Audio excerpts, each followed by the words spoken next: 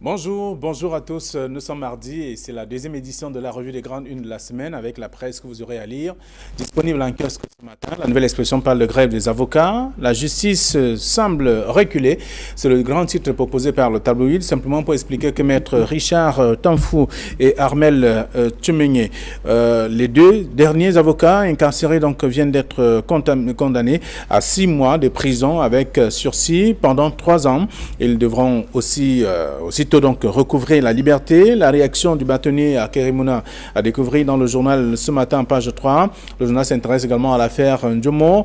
Curiosité et interrogation. Cette dame a été interpellée et torturée, puis libérée. Les charges retenues continuent justement de briller par leur inconsistance, compte tenu justement de leur vulgarité. C'est en page 3, en page 2 du journal La Nouvelle Expression qui parle également de l'élection régionale avec le CNC qui monte donc la garde.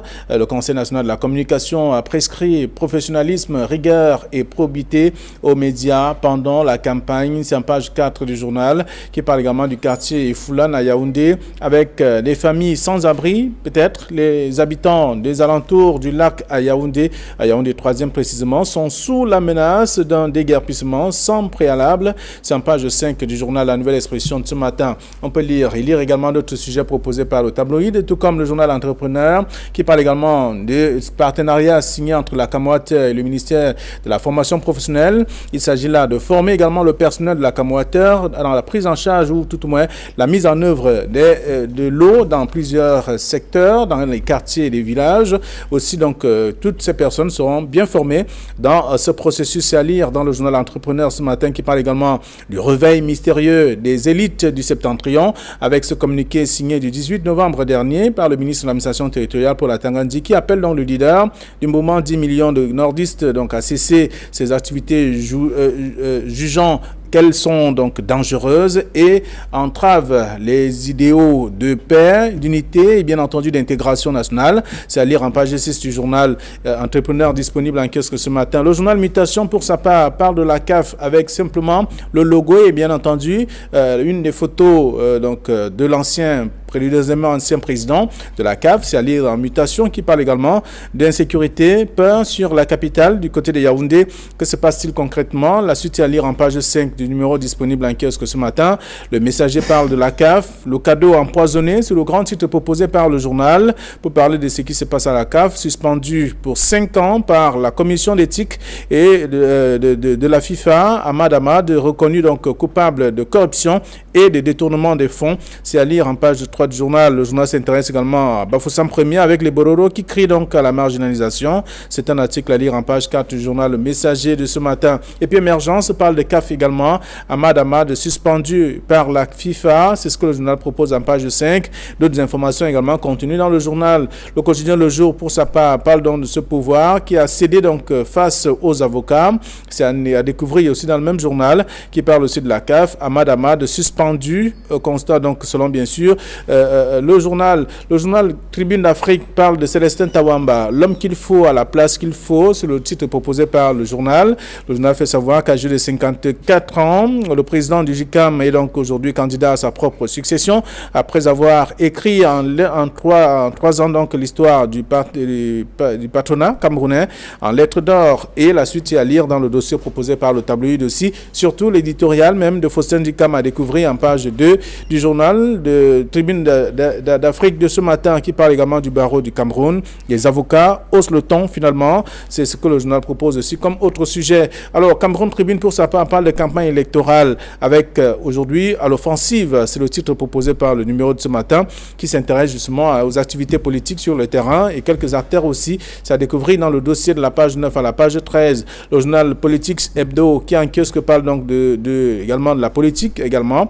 avec le déséquilibre régional selon le tabloïd de ce matin. Le même journal s'intéresse aussi à autre chose, d'autres localités et personnalités à découvrir dans le journal ce matin. Et puis le journal Équation s'intéresse à la remise des dons et autres rétrocessions, parlant notamment de la Ménois qui dit grandement merci à Chantal Billard. Et le même journal s'intéresse au régional également dans la Sanaga maritime. Ngalé Bibé exhorte notamment à une campagne de conviction, c'est ce que le journal propose aussi ce matin. Et puis Vision économique et en kiosque parle de vision 2035, avec les grands axes de la stratégie nationale pour l'émergence du Cameroun. C'est ce qu'on découvre également dans le dossier proposé par le journal et également la Sénégal maritime, unanime donc pour la liste du RDPC. C'est ce que le journal dit également ce jour. Et voilà autant d'informations à découvrir dans la presse ce matin, celle que nous avons reçue à notre rédaction de l'Ambus Kanga. Bonjour et bienvenue. Bonjour Flavien, bonjour à Camille. Je salue chaleureusement nos téléspectateurs, surtout ceux qui nous suivent ce matin,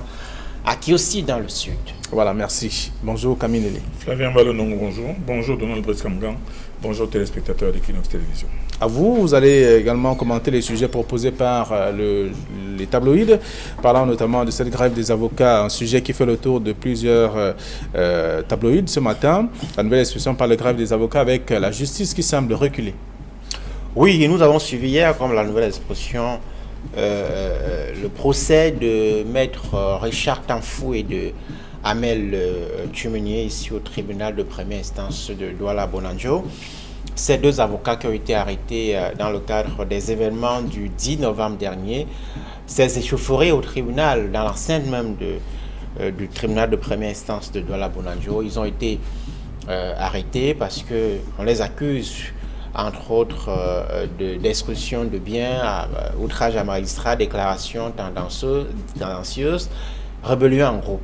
Alors finalement, hier, sur 16 chefs d'accusation, il n'y a que 2 qui ont été retenus, à savoir destruction de biens et rébellion en groupe. Il se trouve donc après l'audience qui a vu le barreau garder le silence, puisque une dizaine d'avocats étaient constitués pour défendre les deux confrères, le parquet s'est exprimé tout seul devant le tribunal, le barreau ayant choisi le silence et a laissé le juge et le parquet s'exprimer pendant toute l'audience. Finalement, 2 chefs d'accusation étaient retenus, rébellion en groupe et puis destruction de biens.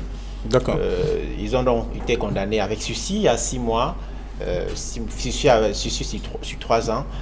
Ils ont été libérés hier soir et c'est certainement une décision qui devrait décrisper quelque peu la tension qui est montée d'un cran entre le barreau et le gouvernement. Alors, dans la nouvelle expression, ce matin, Camille Nelly, il y a la réaction du bâtonnier à Kérémouna qui fait savoir que tout cela ouvre encore une autre porte à quelques tensions. On voit bien que les avocats et désormais les pouvoirs publics seront à couteau tiré, et que vraiment il faut avoir peur de revivre encore ces moments au Cameroun.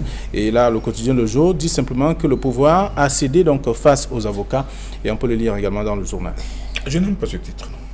Je n'aime pas ce titre parce qu'il donne l'impression que c'est une épreuve de bras de fer et que face à la force des avocats, le pouvoir, la main du pouvoir s'est retrouvée sur la table. C'est pas comme ça que les relations se trouvent entre le pouvoir judiciaire et l'avocature. Je ne pense pas. Et je crois que les journalistes doivent se garder d'aller dans ce genre de titres. Des titres qui en réalité ne reflètent pas la réalité. Parce que le journaliste doit non seulement informer, donner les faits, mais seulement éduquer et éclairer, amener les gens à comprendre. Pourquoi est-ce que la justice semble reculer? Reculer devant quoi? Reculer devant quoi? Il y a des avocats qui ont été interpellés, bon, ok, ils sont passés, ils ont été gardés avec pendant quelques jours, ils sont retrouvés devant la barre, ils ont dit qu'ils ne parlent pas, le magistrat a rendu une décision, ils se sont retrouvés dehors. Reculer devant quoi? Moi, je n'aime pas cette propension qu'il y a parfois, que les journalistes entretiennent parfois, à faire croire qu'il y a des lobbies qui sont plus forts que d'autres, ou bien que c'est une question de confrontation permanente. Je n'aime pas ça. Les avocats et la justice sont 2 composantes du pouvoir judiciaire. Alors, lequel titre? La justice semble reculer ou alors le pouvoir a cédé face aux avocats? Non, je n'aime ni l'un ni l'autre. Moi, je dis tout simplement que l'affaire des 2 avocats, les 2 avocats interpellés vendredi ont été relaxés devant le tribunal. Et maintenant, on donne le fait. C'est-à-dire qu'il n'y a pas de victoire là-dedans. Ce n'est pas la victoire du barreau, ce n'est pas la défaite de la justice non plus. Moi, je pense qu'il faut habituer le grand public à voir autre chose que autre chose derrière le titre, qui est incitatif, mais en réalité qui ne traduit pas exactement le fond de l'affaire. Parce que le fond de cette affaire remonte à très très loin. Et ce ne sont pas seulement les relations entre les avocats et les magistrats qui sont questionnés aujourd'hui, ou bien qui sont mis à la barre, mais il y a beaucoup d'autres choses qui font qu'il faut absolument qu'on assainisse non seulement le milieu de l'avocature, mais qu'au niveau des magistrats eux-mêmes, qu'on remette un certain nombre de choses au point. Moi, il faut le dire. Et que dites-vous de ce titre de Tribune d'Afrique qui dit les avocats haussent le ton?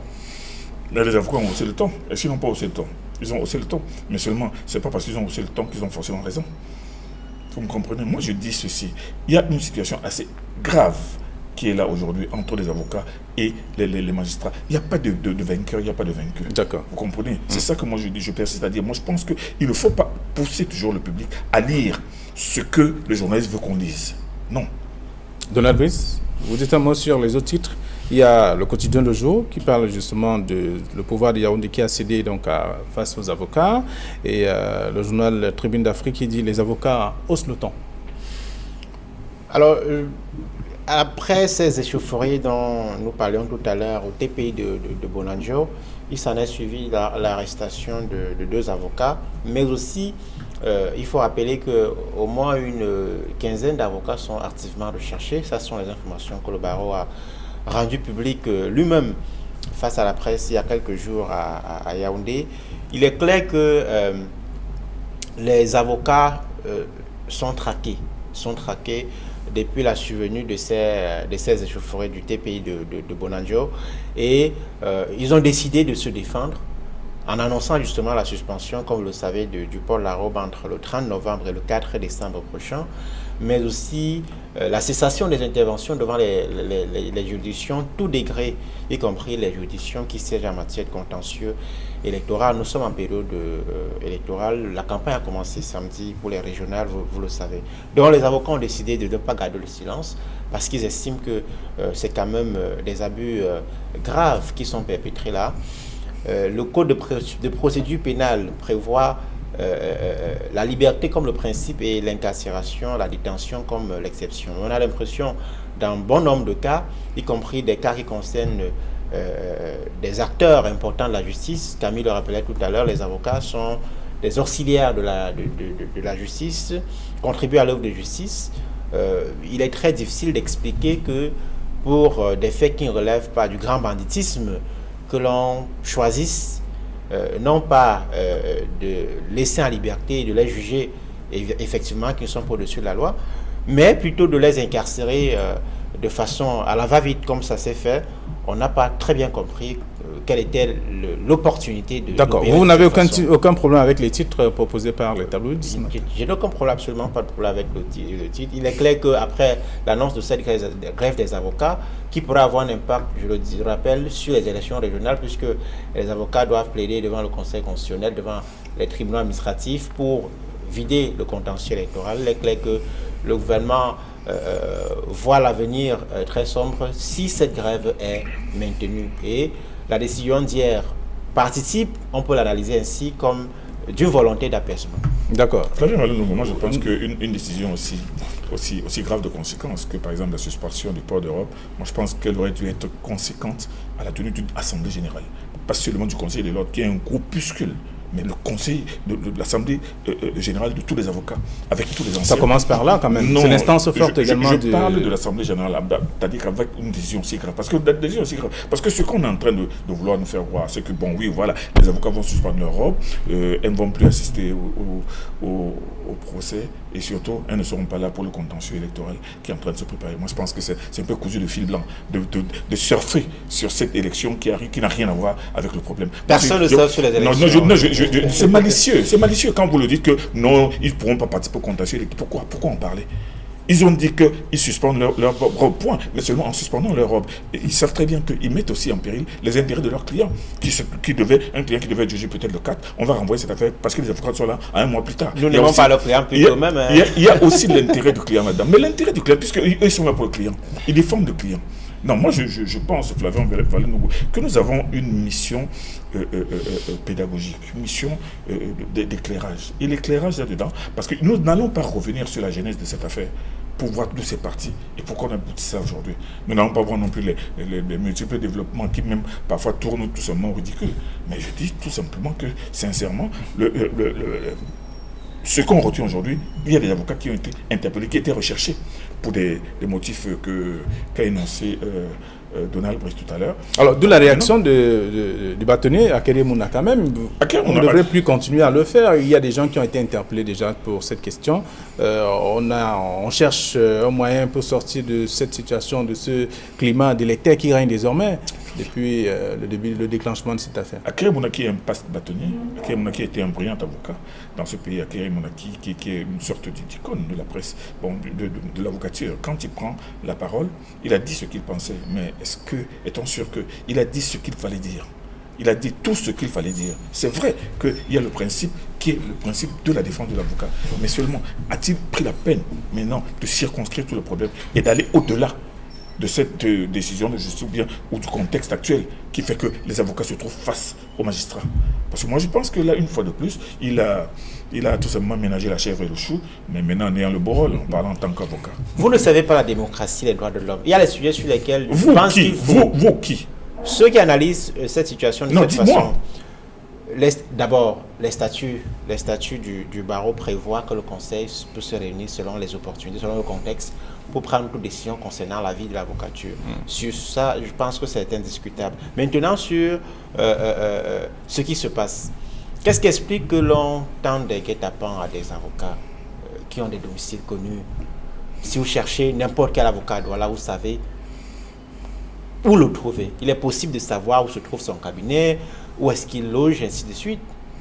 À quoi bon de traquer les avocats dans la rue comme de vulgaires bandits? Non, c'est tout cela qu'il faut dénoncer, qu'on soit du pouvoir ou de l'opposition. Et ça, c'est la démocratie.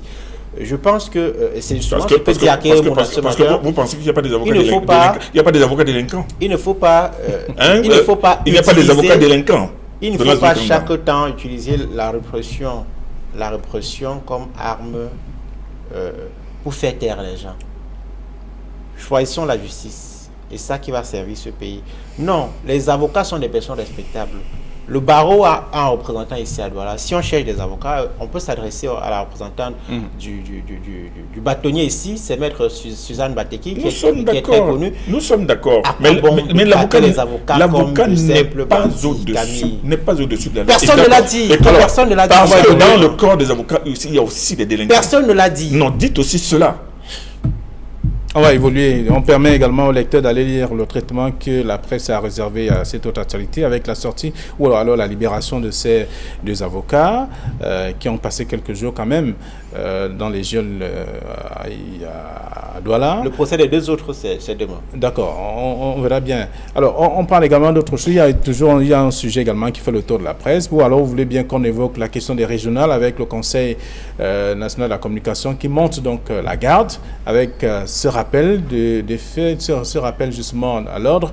On parle bien entendu de professionnalisme, de rigueur et probité aux médias pendant la campagne. Le Conseil a vu quelque chose venir?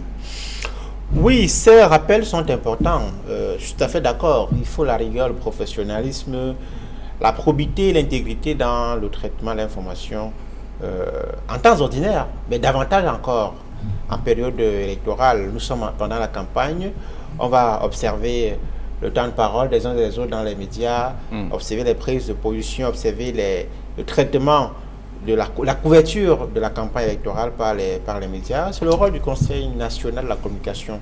Mais seulement a-t-il les moyens, les coudées franches pour observer et sanctionner avec objectivité et neutralité? C'est ce qu'on attend d'un organe de régulateur, de régulation comme le Conseil national de la communication. Mais malheureusement, à la pratique, on n'a pas l'impression que le Conseil a l'indépendance qui est demandée pour lui permettre d'exercer en toute objectivité et justement de faire consensus. Parce que vous savez très bien que le CNC est tout sauf un organe consensuel.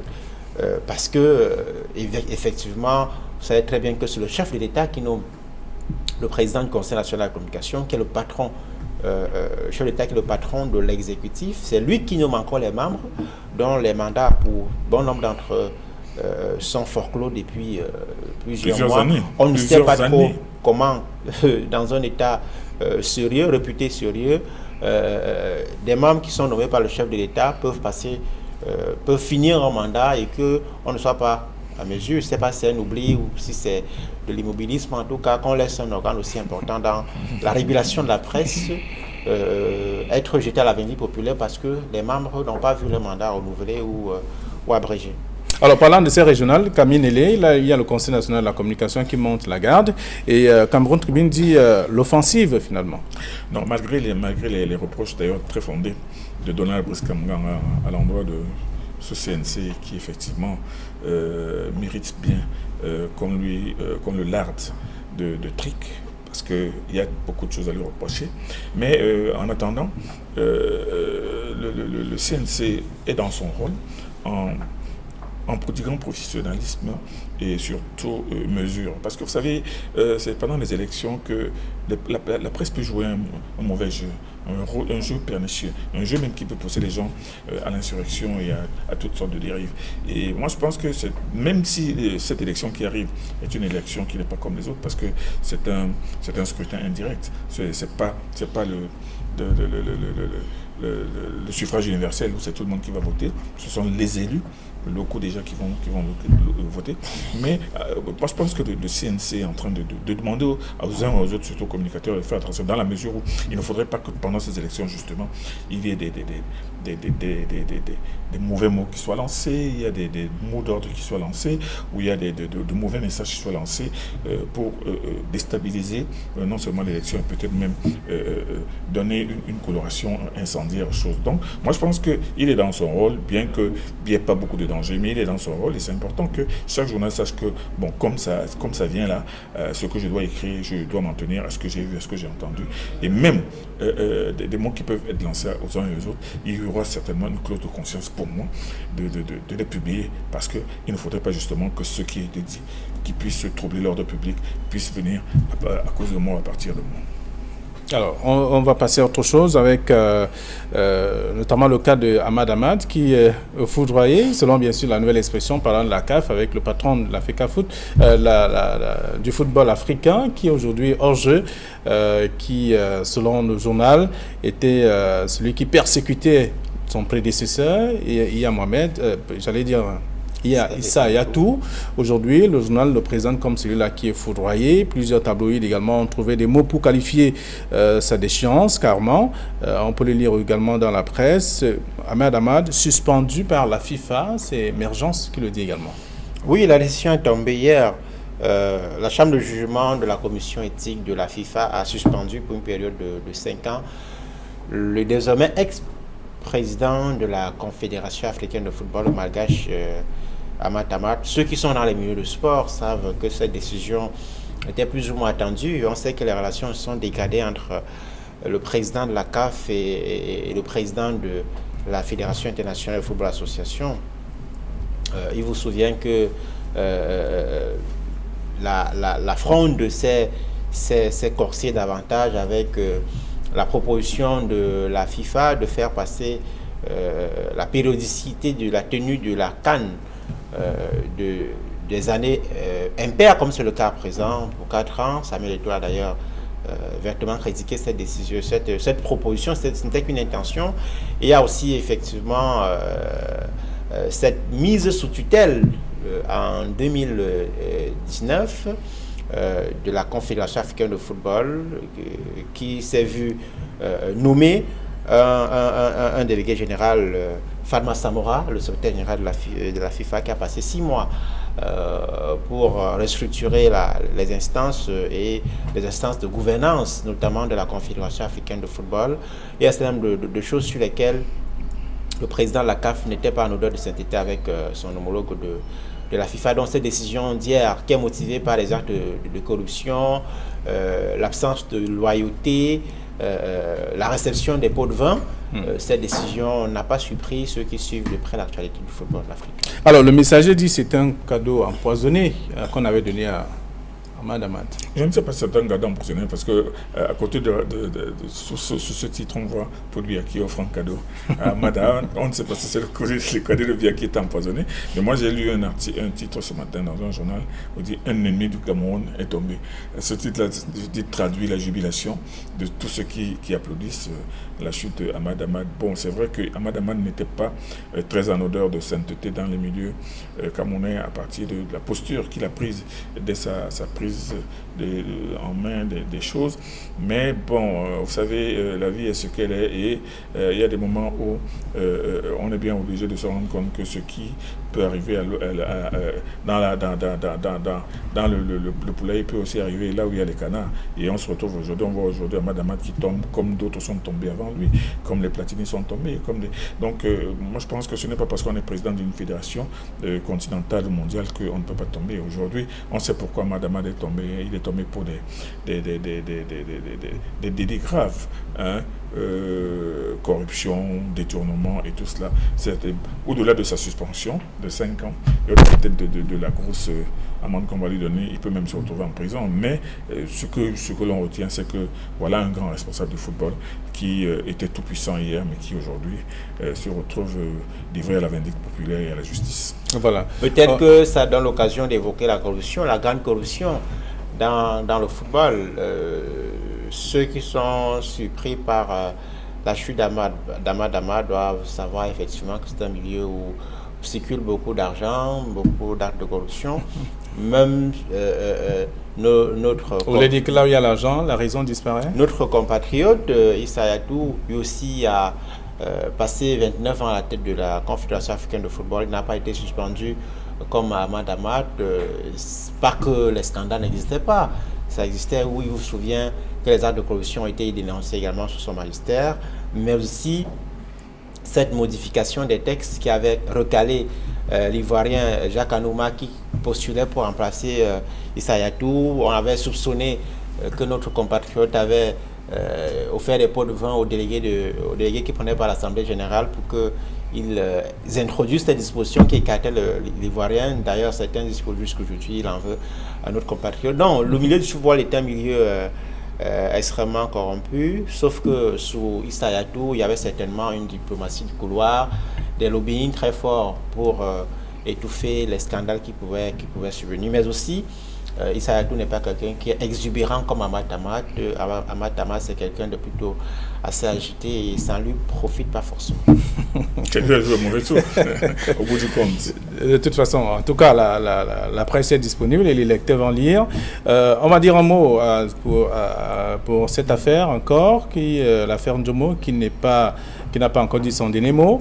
Cette dame qui a été donc interpellée, torturée, selon la nouvelle expression ce matin, puis libérée. Mais les charges retenues continuent justement de briller par leur inconsistance, compte tenu justement de leur vulnérabilité ou alors vulgarité. On l'a vu dans le journal ce matin. Les curiosités dont parle la nouvelle expression ce matin sont les curiosités que tout le monde a pu noter. D'abord, l'interpellation en week-end, le placement sous mandat de dépôt à la prison centrale de Douala, son audition en l'absence de son avocat, en violation de toutes les règles et principes qui gouvernent les questions judiciaires. On n'auditionne pas un prévenu en l'absence de son avocat, c'est interdit. Mais tout cela s'est passé. Nous parlons tout à l'heure du Conseil national de la communication. Il faut noter que malgré la mise en demeure qui a été servie au groupe La Nouvelle Expression par le ministre de la Communication, le Conseil national de la communication jusqu'ici n'a dit mot sur le traitement médiatique par notre groupe de cette affaire. Sans dire long forcément sur ce dossier qui est très long, mais très long d'avoir livré tous ces derniers mois. Alors, autre chose, le journal parle du quartier Foulane à Yaoundé. Vous avez lu également qu'il y a des familles qui sont sans abri. Alors, on le voit bien avec les habitants des alentours du lac à Yaoundé 3e qui sont aujourd'hui, qui sont sous la menace d'un déguerpissement sans préalable. C'est des tartes qui circulent.